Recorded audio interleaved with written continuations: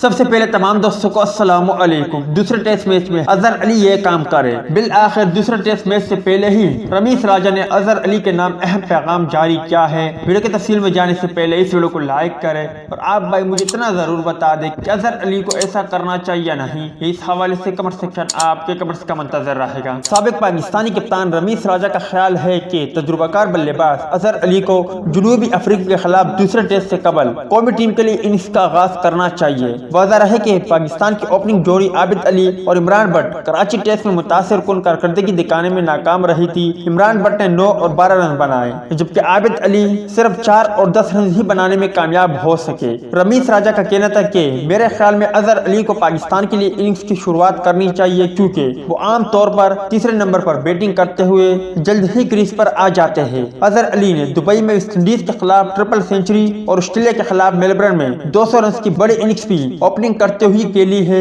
انہوں نے مزید کہا کہ اس سے بیٹنگ لائن اپ میں مزید مضبوطی پیدا ہوگی اور مڈل آرڈر پر دباؤ کم ہوگا۔ رمیز راجہ نے یہ واضح نہیں کیا کہ اظہر علی کے لیے اوپننگ کی راہ ہموار کرنے کے لیے بیٹنگ آرڈر میں کس کو ڈراپ یا نچلے نمبر پر کھلایا جا سکتا ہے۔ یاد رہے کہ پاکستان اور جنوبی افریقہ کے مابین دوسرا ٹیسٹ میچ 4 فروری کو کھیلا جائے گا۔ اگر دوسرے ٹیسٹ میچ کے لیے پاکستان کرکٹ ٹیم کی پلینگ 11 کو دیکھا جائے تو بظاہر پاکستان کرکٹ ٹیم کی پلینگ 11 میں ایک تبدیلی کیے جانے کا امکان ہے اور عابد علی کو ڈراپ کیا جا سکتا ہے۔